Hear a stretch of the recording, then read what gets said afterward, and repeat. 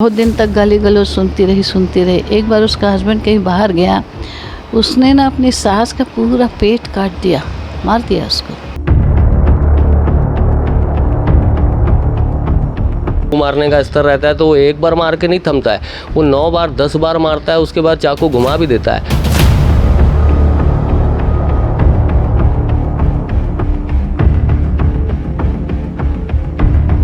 लेकिन एक बात और है कि जो बच्चे टीनेजर्स और ये लोग जो करते हैं, जनरली इनके घर वालों को मालूम नहीं रहता है। ये घर में पता ही नहीं रहता कि ये लोग नशा कर रहे हैं।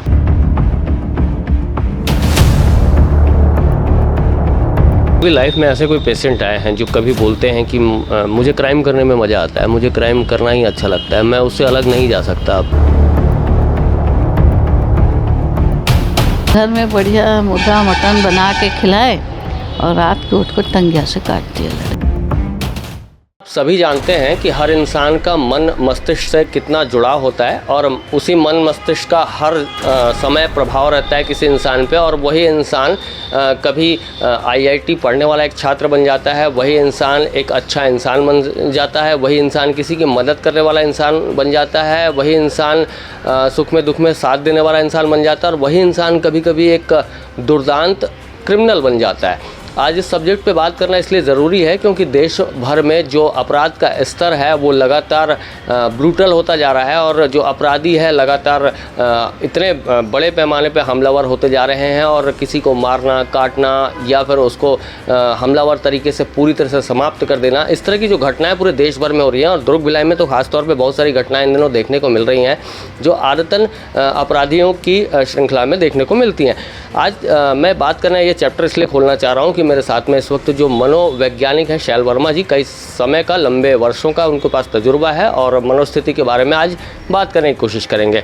मैम, सबसे पहले ये जानना चाहेंगे आपसे कि जैसे किसी अपराधी की जो मनोस्थिति रहती है, उसका मनोभाव रहता है, कब वो अचानक से एग्रेसिव हो जाएगा, कब वो किसी पे हमलावर हो जाएगा, कब एक्सट्रीम लेवल पे जाके हमला करने की सोच बैठेगा, उसके लिए उसके दिमाग में जो इम्बैलेंसमेंट चलता है वो क्या होता है? इसके दिमाग में न्यूरोकेमिकल्स जो हम लोग बोलते हैं, जो 2 नर्व टर्मिनल के बीच में 3-4 न्यूरोकेमिकल्स सिक्रेट होते हैं। सेरोटोनिन है, डोपामिन है, एड्रेनलिन है, इन सब का इम्बैलेंस होता है, जिसकी वजह से वो इस तरीके के अपराध करने के लिए तैयार हो जाते हैं। ये जो टेक्निकल वर्ड्स आपने बताया उसको थोड़ा सा डिफाइन करके बताएंगे क्या होता है? कि जितने हमारे ब्रेन में नेटवर्क है, तो 2 नर्व के बीच में जो एक गैप बनता है उसको साइनस बोलते हैं हम लोग, साइनल फ्लूइड रहता है वहाँ पे। तो एक नर्व टर्मिनल से कुछ केमिकल्स वहाँ पे डिस्चार्ज होते हैं, जिसको हम लोग न्यूरोट्रांसमीटर बोलते हैं। एक उससे डिस्चार्ज होके वो उसमें रहते हैं, उसमें साइनेप्टिकल वेसिकल बोलते हैं उसको, 2 नर्व टर्मिनल के बीच में, और वो एब्जॉर्ब फिर होते हैं पोस्ट साइनेप्टिक से। तो पोस्ट साइनेप्टिक ट्रांसमिशन होता है उसमें। तो जनरली क्या होता है कि जब अपन बहुत एक्साइटमेंट वगैरह में रहते हैं तो हमारा जो पोस्ट साइनेप्टिक ट्रांसमिशन है वो डिस्टर्ब होता है। तो उसमें जैसे कुछ ट्रांसमीटर है, न्यूरो ट्रांसमीटर है, वो रह जाते हैं न्यूरो वहीं पे अपने सैन्युअल फ्लूइड में, बीच में, नर्व टर्मिनल के बीच में। तो वो कई बार दिमाग को बहुत एक्साइट कर देते हैं। तो खास करके डोपामिन है जो ज़्यादा एक्साइटमेंट में काम आता है। मतलब अगर ऐसे समझना चाहें, डोपामिन यदि बहुत लेवल में आ जाए तो वो एक एग्रेशन में टर्न हो सकता है। ऐसे समझना चाहें कि जैसे कोई व्यक्ति बहुत हंसमिजाज है, बहुत खुश रहने वाला व्यक्ति है, और एक साइड में उसके अपोजिट में एक बहुत दुखी सा व्यक्ति, एक बहुत सारी चीज़ों को सोचता हुआ व्यक्ति, बहुत शांत स्वभाव से कुछ बहुत गंभीर विचार करता हुआ व्यक्ति, और उसी बीच में अगर कोई नशे का फैक्टर आ जाए तो वो अचानक से एग्रेसिव हो जाता है। तो इसको कैसे अलग अलग कैसे कर पाएंगे? इसको अलग अलग करने के लिए ये है कि जो व्यक्ति बहुत दिन से शांत है, तो वो कुछ ना कुछ ऐसा चीज़ है, देख रहा है, जिससे उसको थोड़ा ना थोड़ा गुस्सा तो आते रहता है, लेकिन क्योंकि वो शांत स्वभाव का है तो गुस्सा सारा, जैसे गुस्सा पीना जिसको बोलते हैं, तो जो एग्रेशन है इनवर्ट ट्रांसफ़र होते रहता है, वो स्टोर अप होते जाता है। स्टोर अप हो के ऐसे एक स्टेज आती है जब वो उससे ज़्यादा स्टोर नहीं कर सकता, तो ब्लट आउट करता है। जब ब्लट आउट करता है तो किसी भी लेवल पे जाता है। ये डिपेंड करता है कि वो किस स्ट्रेस से गुजरा हुआ है। है ना, और किस तरीके का स्ट्रेस उसके ऊपर आए। स्ट्रेस बहुत तरीके के होते हैं। जैसे स्ट्रेस का आना और स्ट्रेस को लंबे समय तक पाल कर फिर एक दुश्मनी के तौर पे पाल के रखना और उसको बरोबर लगातार उसको कुछ ना कुछ ऐसे अनुभव लाइफ में होते रहते हैं कि वो जो एक पर्टिकुलर स्ट्रेस है, सोचिए कि वो एग्रेशन का ही है, गुस्सा ही का है, तो वो बढ़ते जाता है, ठीक है ना, कि उसको ये सोचता है कि नहीं ये सब अच्छा है, इससे सब ठीक हो जाएगा, लेकिन वहाँ भी उसको गलत चीज़ मिलती है। क्या ये चीज़ें बाई बर्थ भी होती हैं, जैसे डीएनए के हिसाब से कि जैसे किसी के पिता बहुत गुस्सैल रहे हो तो उनका पुत्र भी वैसी उसमें थोड़ा जेनेटिक ट्रांसमिशन तो है ना उसमें। यदि वो उसको पिताजी ज़्यादा गुस्सैल का है और माँ एकदम शांत है तो बहुत कुछ डाइल्यूट होगा वो, लेकिन यदि दोनों गुस्से वाले हैं तब तो बच्चा में अच्छे से ट्रांसमिट होगा वो। मैम एक चीज़ ये देखने को मिली है, जैसे कि जो भी अपराध हुए हैं, जहाँ भी अपराध का बड़ा क्रम देखने को मिला है, चाहे वो दिल्ली का एक बहुत बड़ा जो मर्डर हुआ था उसमें जो पीसेस के तौर पे अपनी गर्लफ्रेंड को उसने काट दिया था, और उसके बाद यहाँ भी जो दुर्ग भिलाई में होते हैं मर्डर्स होते हैं, वो आए दिन हम लोग कवर करते रहते हैं, और उसमें भी देखते हैं कि जो मारने का या अपराधी को चाकू मारने का स्तर रहता है तो वो एक बार मार के नहीं थमता है, वो 9 बार 10 बार मारता है, उसके बाद चाकू घुमा भी देता है। इस तरह का जो एक एक्सट्रीम लेवल पे एक जो क्रिमिनल का स्टेज आ जाता है, और उसमें जो नशे का जो साथ में जुड़ाव रहता है, नशे के जुड़ने के कारण उसके जो मानसिक जो इम्बैलेंसमेंट है वो कितना बदल जाता है।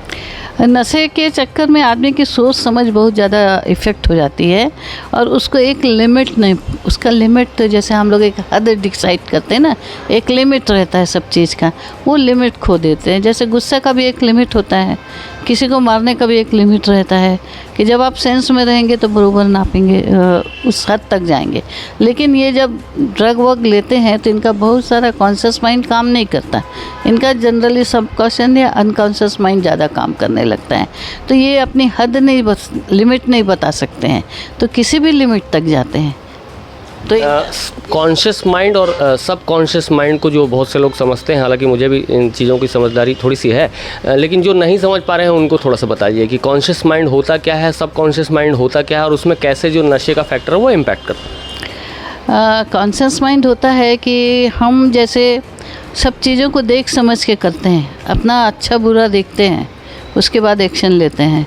कि आप कहीं जा रहे हैं और ऐसा लगता है कि आपको कोई पीछा कर रहा है आपका, तो आप तुरंत अपने कॉन्शियस माइंड से सोचेंगे कि यदि मेरा कोई पीछा कर रहा है तो मेरे को तुरंत कोई एक्शन लेना है, तो या तो वो अपना रास्ता बदलेगा, या वो किसी के घर में घुसेगा, या किसी से हेल्प लेगा, ये कॉन्शियस माइंड है। लेकिन यदि सब कॉन्शियस माइंड में रहता है तो वो सोचता है कि अरे आने दो, क्या होता है, जब आएगा तब देखेंगे, ठीक है ना। तो ये सब कॉन्शियस माइंड में ये विचार चलते रहते हैं, और वो उसको इतना स्ट्रेंथ अपने में डेवलप करता है कि जो भी कुछ होगा मैं निपटूंगा, ठीक है ना। तो अब ये कहाँ तक सब कॉन्शियस माइंड में वो कहाँ तक निपट सकता है, आदमी के स्ट्रेंथ के ऊपर रहता है।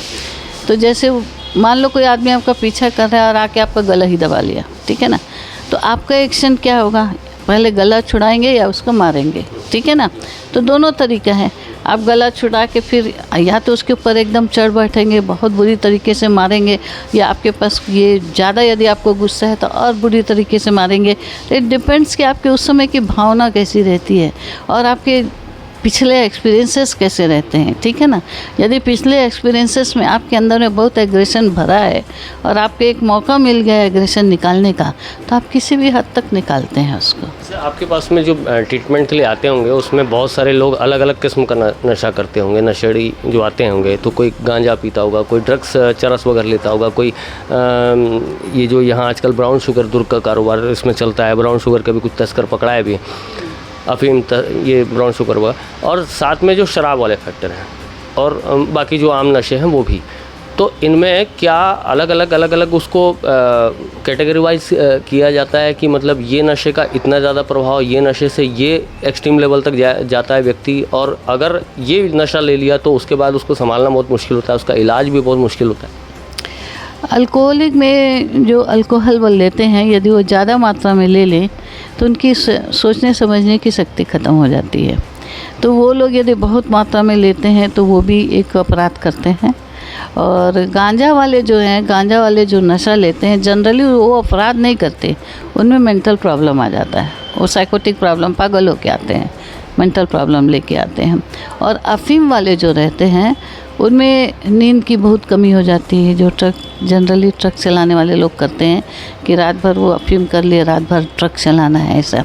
तो वो लोग का नशा जो है वो बहुत कठिन नशा है, लेकिन वो उनको जब असर करने लगता है तो उनका पूरा लॉस ऑफ एनर्जी हो जाता है, बिस्तर में पड़ने लायक हो जाते हैं हम लोग, फिर स्ट्रेंथ नहीं रह जाता, फिर ड्रिप लगाओ, ये लगाओ, भूख वूख सब खत्म हो जाती है उन लोग की। तो ये सबसे ज़्यादा कठिन होता है तो अफीम का नशा होता है, लेकिन छुड़ाने की अभी सब दवा आ गई तो ठीक है। गांजा का जो है वो साइकोसिस देता है, जनरली कम में प्रॉब्लम नहीं होता है, लेकिन ज़्यादा जो करे या जिसको सूट ना करे तो मेंटल प्रॉब्लम लेके आता है। आसपास इस तरह का वातावरण अगर कोई देख रहा है, आसपास नशे का वातावरण देख रहा है या नशे से पीड़ित किसी व्यक्ति को तिल तिल के इन घटनाओं में जूझता हुआ देख रहा है, आप भी देखती हैं, और उनसे उनको बचाना है, तो आदमी आपके पास ट्रीटमेंट वगैरह के लिए तो आएगा ही, एक डॉक्टर से सलाह लेगा ही, लेकिन जो घर के लोग हैं या जो उन्हें समझाने वाले लोग हैं, आसपास रहने वाले लोग हैं, वो कैसे समझा सकते हैं? क्या बोल सकते हैं उनको कि वो इन चीज़ों से जो थोड़ा सा जो मानसिक असंतुलन है वो ठीक हो उनका? जनरली जैसे नशे वालों को देखते हैं तो नशे वालों का प्रॉब्लम ही चालू होता है घर के प्रॉब्लम से या फिर बाहर का कोई प्रॉब्लम से। जैसे हम लोग बोलते हैं कि उनका लॉस ऑफ प्रेस्टीज है, लॉस ऑफ पेरेंट्स है, या लॉस ऑफ पैसा है, ठीक है ना, इस तरीके की लॉस ऑफ प्रॉपर्टी है, इस तरीके के जो बड़े बड़े लॉस होते हैं उसको ये संभाल नहीं पाते और इनको ये नशा करने की आदत होती। तो जनरली ये जब बड़े स्ट्रेस फैमिली में आता है तो सभी नहीं करते, जो ज़्यादा सेंसिटिव लोग हैं उन लोग करने लगते हैं। तो उनको बचाने के लिए यही रहता है कि या तो भाई आप इलाज कराओ, या आसपास के लोग जैसे बड़े लोग हैं उनको समझाते हैं भैया, या कोई आके रिपोर्ट करेगा अरे तुम्हारा लड़का यहाँ नशा कर रहा है, तो वो लोग घर में बताएंगे, बैठ के समझाया जाएगा कि भैया इसको छोड़ दो, इससे तुमको नुकसान होगा, ये होगा। नहीं ही मानते हैं तब फिर वो डॉक्टर के पास ले जाते हैं। तो ऐसे अभी कई जैसे गांजा वाले हैं, गांजा वाले तो एकदम मेंटल हो जाते हैं तो उनको लाना ही पड़ता है हम लोग के पास। कम करते हैं तो नहीं, ज़्यादा करते हैं तो उनको साइकोसिस होता है। वो पहले की स्थिति रही होगी, आप लंबे समय से इन विषयों को अध्ययन करती आ रही हैं और इन विषयों में लोगों को ट्रीटमेंट भी देती आ रही हैं। जो पहले और आज का समय है उसमें क्या लगता है, जो पेशेंट्स के आने का या फिर जो इस तरह के जो मरीज़ होते हैं उसमें कितना इजाफा हुआ है?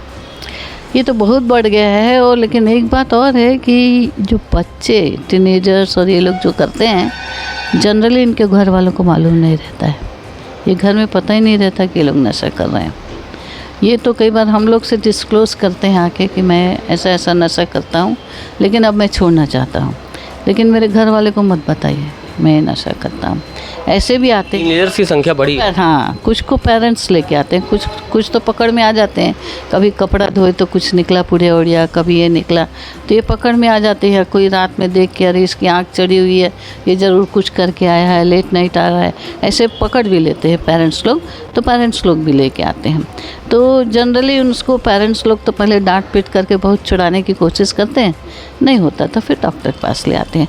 और सबका एंटीडोट है, आपके उनके नशा का इलाज है, गांजा का इलाज है, साइकोसिस हो तो उसका है, प्लस उसके छोड़ने की भी दवा है, गांजा छोड़ने की भी दवा है। दवाई के अलावा और क्या किया जा सकता है? जैसे रिहैब सेंटर वगैरह रहते हैं, उसमें अगर कोई वहाँ भी भेजते हैं लोगों को? उनके प्रॉब्लम ओरिएंटेड काउंसलिंग होती है, उनके क्या प्रॉब्लम है, एक्चुअली क्यों स्टार्ट हुआ, आखिर सब आदमी तो नहीं करते, आपने कैसे चालू किया ये, ठीक है ना, तो किस लिए चालू हुआ वो फिर वो रीज़न बताते हैं क्यों चालू हुआ। जैसे किसी का बार बार फेल्योर, स्टडी नहीं हो पा रहा है, बार बार फेल्योर हो रहे हैं, घर में बहुत डांट पीट पड़ रही है, तो उनको लगता है कि पढ़ाई होगी नहीं तो आसान सा तरीका ये कर लेते हैं, भाई बहुत ये करते हैं तो चलो ये है। किसी का ऐसा है कि घर में बहुत झगड़ा झंझट पूरे टाइम होते रहता है, एटमॉस्फेयर बहुत ख़राब है, वहाँ लोग बाहर जाके पीयर ग्रुप में चालू कर देते हैं, दोस्त लोग सिखा देते हैं, लगा घर में जाओगे कल होएगा, माँ बाप पूरे टाइम लड़ते रहते हैं, तो पीयर ग्रुप में जाते हैं अपने दोस्त लोगों में, वहाँ कोई ना कोई ऐसे मिल जाता है, अरे यार ये तू ले लेते तो सब कुछ सहन हो जाएगा। एक जटिल सवाल है, जैसे कि कोई नया जो व्यक्ति है जो नशे की शुरुआत करता है किसी भी कारणवश, चाहे वो डिप्रेशन का मोड हो, चाहे किसी दोस्त यार के सर्कल के से सीख ले, या फिर कोई पैसे कमाने की लालसा हो, उससे नशे का कारोबार में जुड़ जाए और वहाँ नशा सीखना शुरू कर, तो डे 1 से लेकर उसकी स्थिति में जो परिवर्तन एक्सट्रीम लेवल पे बिगड़ती है उसमें कितना समय लग जाता है? उस ये डिपेंड करता है कि शुरुआत तो बहुत कम मात्रा से होती है, और वो कम मात्रा से क्या होता है, धीरे धीरे शरीर टॉलरेट करने लगता है। तो जैसे एक आदमी ये पहले महीने में चालू किया तो उसकी मात्रा कम रही, वो थोड़े दिन तक ठीक रहा, ठीक, उसके बाद उसकी मात्रा बढ़ते जाती है, फिर बढ़ते हुए और 2-3 महीना ठीक रहा, फिर उसकी मात्रा बढ़ती है। तो एक लेवल पे इतनी उसकी मात्रा बढ़ जाती है कि फिर वो घर वालों को परेशान करना, सोसाइटी को परेशान करना, इसको परेशान करना, घर में चोरी करना, और ये जो है बाहर चोरी करना, ये सब चालू कर देता है ना। तो उस स्टेज में वो ट्रीटमेंट में आता है हम लोग के पास। अच्छा, इनको फिर वापस उबार कर जो मुख्य धारा है या मेन जीवन है उसमें वापस लौटने में कितना, दवाइयों का कितना सपोर्ट, समय कितना लगता है, और उसके लिए काउंसलिंग का क्या प्रोसेस रहता है पूरा? इसमें डिपेंड करता है, यदि एकदम जल्दी आ गया तो कम दिन में और बहुत कम दवा में और बहुत कम काउंसलिंग के सेशन में ठीक हो जाता है। आप 5-6 काउंसलिंग का सेशन भी कर लेंगे, कोई अल्टरनेट उसको सुझा देंगे, और वो खुद तैयार है। सबसे बड़ी प्रॉब्लम होती है कि उसको खुद को तैयार होना चाहिए कि मैं छोड़ना चाहता हूँ, ठीक है ना, तभी हम लोग छुड़ा सकते हैं। यदि वो नहीं चाहेगा कि मैं छोड़ूंगा तो हम भी नहीं छुड़ा सकेंगे, क्योंकि वो झूठ बोलेगा आके। क्या आपके पास कभी लाइफ में ऐसे कोई पेशेंट आए हैं जो कभी बोलते हैं कि मुझे क्राइम करने में मज़ा आता है, मुझे क्राइम करना ही अच्छा लगता है, मैं उससे अलग नहीं जा सकता, आप ऐसा भी कुछ बातें रखते होंगे, या मुझे वो एंटी सोशल लोग हैं जिनको समाज अच्छा ही नहीं लगता है, वो समाज से परे कुछ काम करना चाहते हैं, और वो समाज को दिखाना चाहते हैं कि मैं ये हूँ, है ना, असामाजिक जिनको बोलते हैं, वैसे लोग हैं ये सब ज़्यादा चीज़ें करते हैं। और पता नहीं उनको एक हैबिट सी रहती कि उनका ध्यान, लोगों का ध्यान उन लोग की तरफ, मतलब एक माफिया लुक लगे। हाँ, एक लोगों का ध्यान उन लोग की तरफ रहे, लोग हमसे डरें और लोग हमसे बच के रहें, इस टाइप की टेंडेंसी रहती है कि एक सुप्रीमेसी रहती है कि अब मैं कहीं भी जा सकता हूँ, कहीं भी आ सकता हूँ, मैं किसी को भी कुछ कर सकता हूँ। इस टाइप की जो भावना पालते हैं वो ये ड्रग करने वाले ज़्यादा पालते हैं। एक अंतिम सवाल है, जैसे कि क्रिमिनल माइंड और जो उसकी एक्टिविटी है उससे जुड़ा हुआ एक ये सब्जेक्ट उठाए थे हम, और बहुत सारे विषयों पे बात हुई। ये जो सब्जेक्ट में अगर कोई अपोजिट साइड खड़ा हो, जो व्यक्ति अपने आप को क्रिमिनल से अवेयर करना चाह रहा हो, सामने एक क्रिमिनल खड़ा हो, या 2 खड़े हो या 5 खड़े हो, उनसे अगर उसे बचाव करना हो, चाहे वो लड़की हो छेड़खानी से बचना चाहती हो, चाहे वो कोई सिंगल खड़ा व्यक्ति हो जो चाहता हो कि ये व्यक्ति मुझे लूट लेंगे या मुझ पर डाका डालने वाले हैं, तो वो जो उनके नेचर को कैसे ऑब्जर्व कर सकता है, कैसे समझ पाएगा कि ये सामने जो खड़े हैं ये इस तरह की एक्टिविटी आगे चल के 2 मिनट में करने वाले हैं? वो उनके चेहरे के एक्सप्रेशन से पता लग जाता है। उनकी आंखें बड़ी इनवाइटिंग आपको लगेंगी, एक मिस्चीवियस टाइप की लगेंगी, ठीक है ना, और उनको लगेगा कि ये उसके चेहरे से ये लगेगा कि ये, वो लड़की समझेगी कि शायद ये मेरे को बहुत मासूम समझ रहा है और ये मेरे को ज़रूर कुछ कहीं ले जाके करने वाला है। ये लड़कियां तो उनके आँख और चेहरे के एक्सप्रेशन से समझ जाते हैं, उनके ओठ के एक्सप्रेशन, उनके आँख के एक्सप्रेशन, उनके चेहरे का एक्सप्रेशन, एक फंसाने वाली बात दिखती है तो वो लड़कियां समझ जाती हैं उससे, ठीक है ना।